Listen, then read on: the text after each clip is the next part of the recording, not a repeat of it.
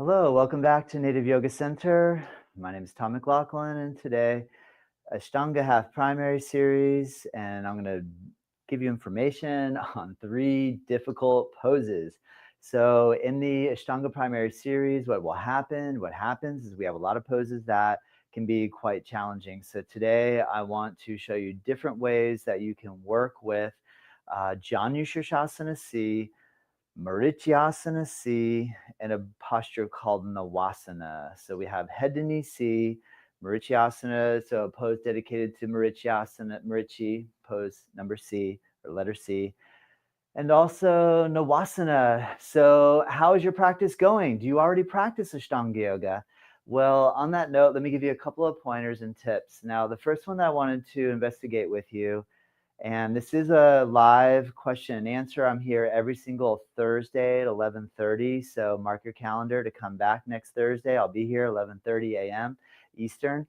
And so what I want to do is answer some questions. Those of you that are viewing this class live, just type in the question and comment box from wherever you're viewing.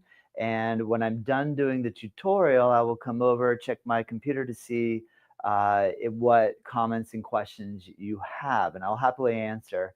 All right, so Janu Sirsasana C is a relatively difficult posture, and Janu Sirsasana means head to knee. So up until this point, we have already completed practicing Janu Sirsasana A, which what you are noticing is that there are 3 Janu Sirsasana postures. Janu means knee, Shirsha means head, so it's a knee head posture.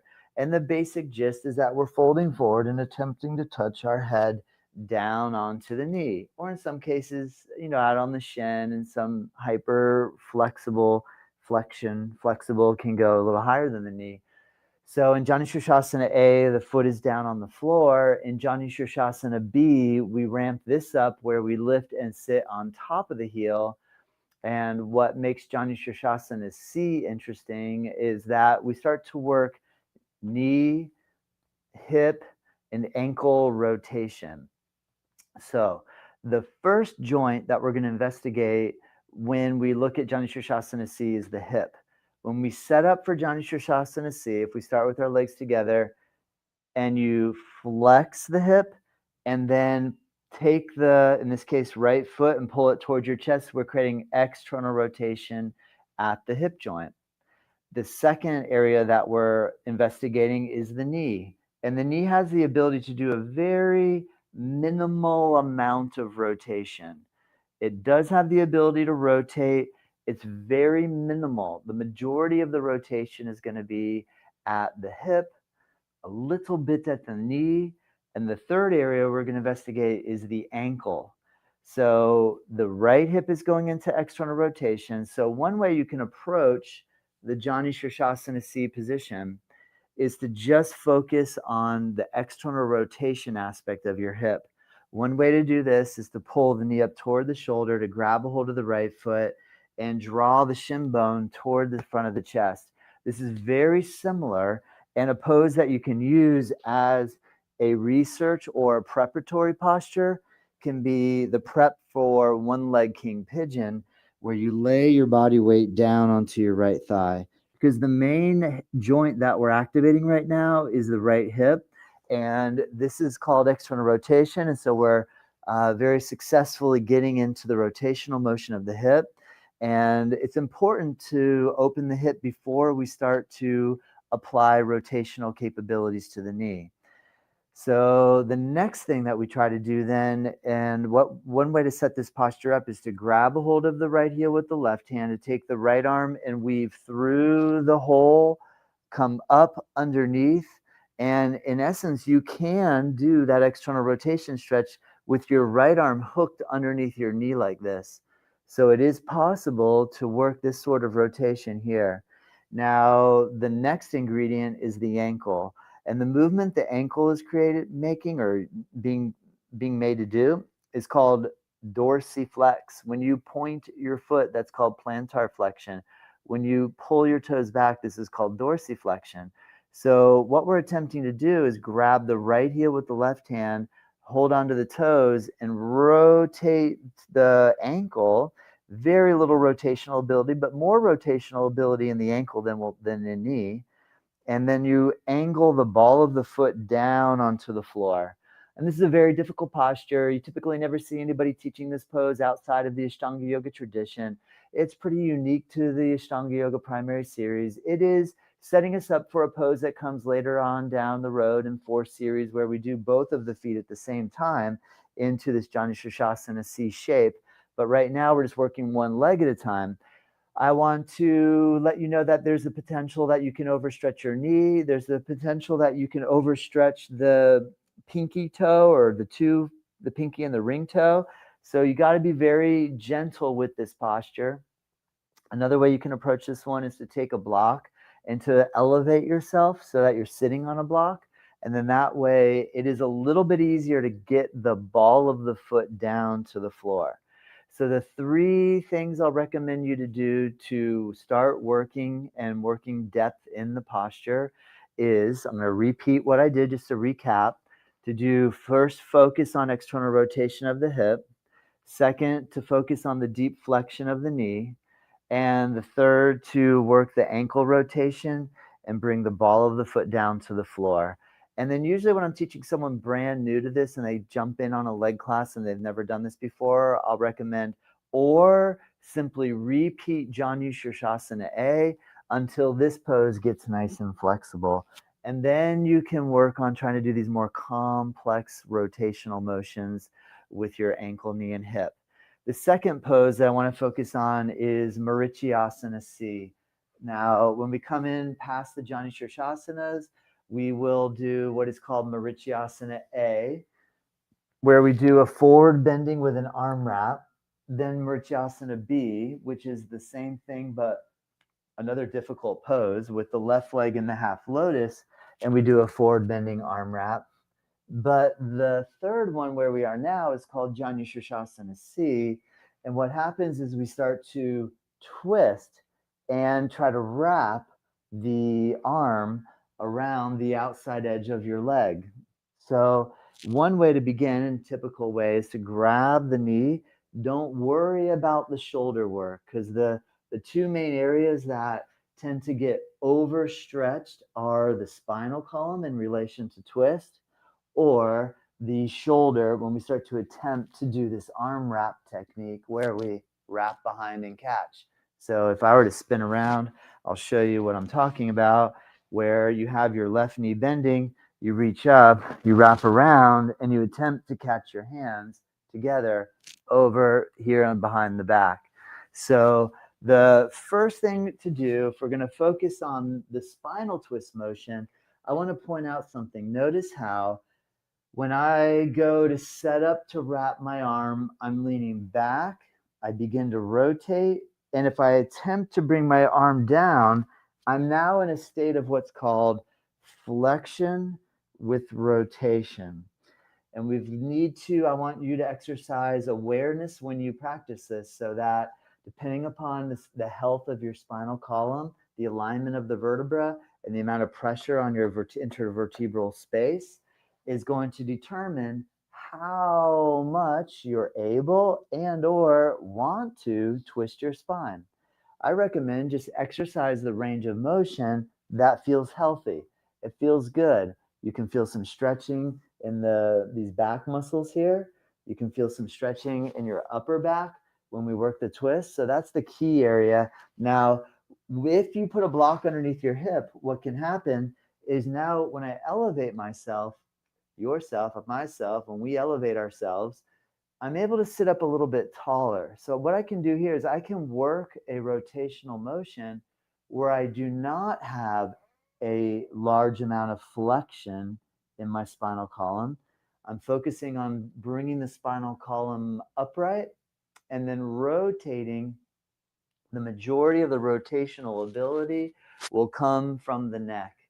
The lumbar does a very minimal amount of rotation. The thoracic spine has minimal amount of rotation, but when you make up the rotational motion of each joint segment, we find that there's the potential to actually do a full 180, to go from looking forward to going to looking all the way back.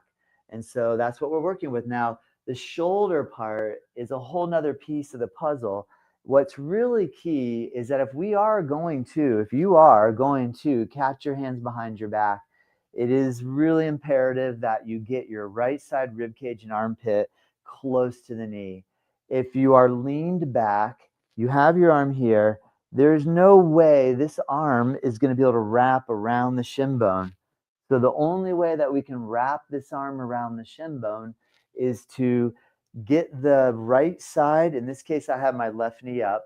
So to get my right side rib cage. Now, one way I can set this up is I'll lean back on my hand, pull the stomach in, twist, flex to bring the chest close to the thigh, and then I have plenty of room to wrap this arm around. The other thing that we need to be cautious of, if somebody's assisting you, usually if you're trying to do it by yourself, it'll be very difficult to over rotate because of the nature of the pose. If you have an assistant, we have to make sure the assistant knows what they're doing and they don't twist your arm too much. So, always exercise verbal communication when you're working with an assistant, and work with the same assistant over a long period of time so that you can learn their way of communicating and they can learn your body and your way of communicating. And this is essential in my opinion. All right, so this is really the Marichyasana C, and these are a couple of different ways that you can kind of manipulate to help to get your arm to wrap around. And then while you're doing, I want you to pay attention to your spine and focus on either the ability to sit up a little straighter and do a very gentle, very minimal amount of rotation.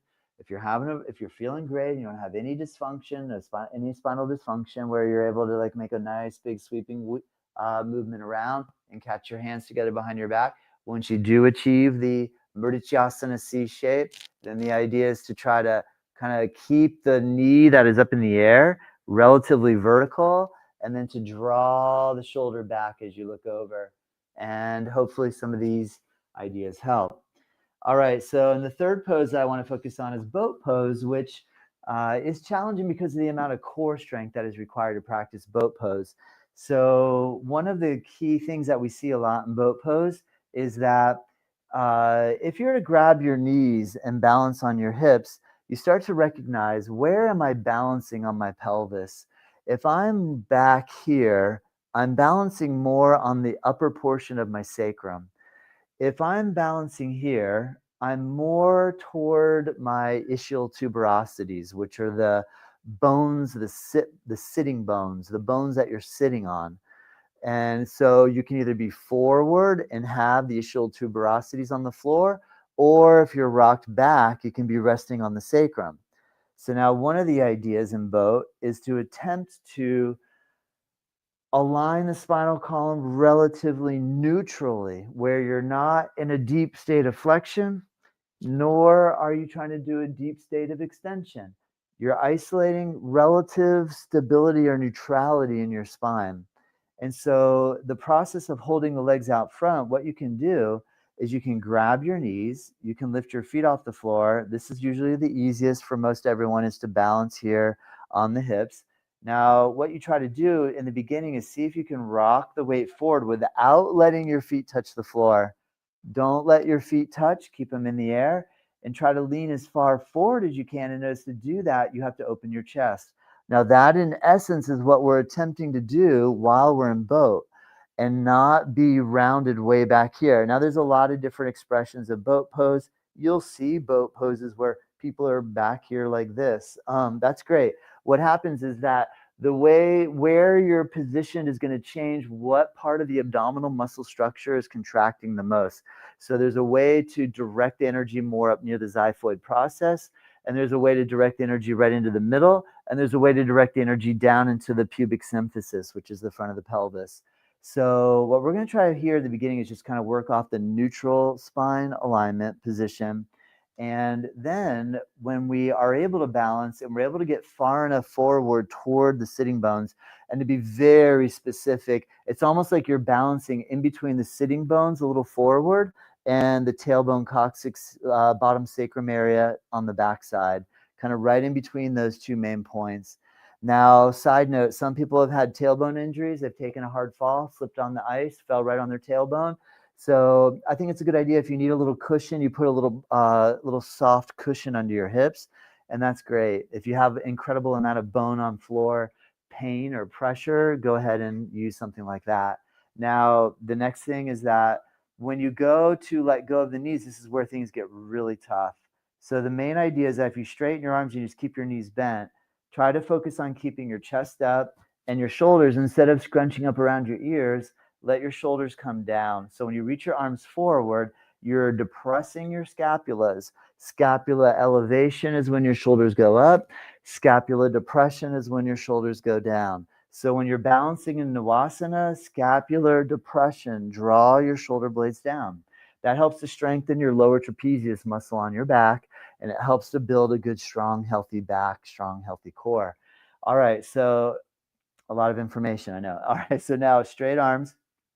What happens? We go to straighten the legs, and typically what we see is we get the legs straight, but the body ends up going way, way, way back here. So my suggestion is to only straighten your legs as much as you're able to keep relative neutral spinal positioning.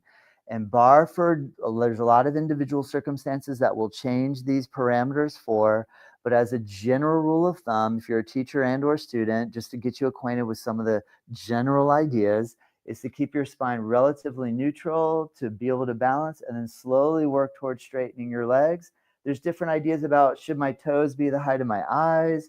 Can my feet be a little above the line of my head? Everybody's anatomical positioning is going to be different. Some people have longer legs, longer torso, shorter legs. So these are some of the things that we'll take into account. There's no perfect pose. The main idea is to just have fun and build the core and focus and concentrate. So the yoga practice can help us to feel like we're taking good care of ourselves and generating improved well-being and strength and flexibility.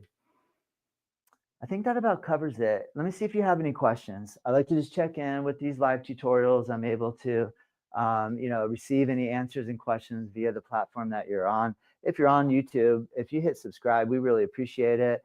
And if you're on any of the other channels, any comments are great. All right. Well, that looks like it about does it. I didn't receive any comments or questions live, but if you watch this video recorded and you want to ask questions, then please go ahead, send them my way, and I will respond to you. And I hope you have a really great day. Remember, check us out, nativeyogacenter.com. And thank you so much. I'll be here again Thursday, 11:30 a.m. Until next time, namaste.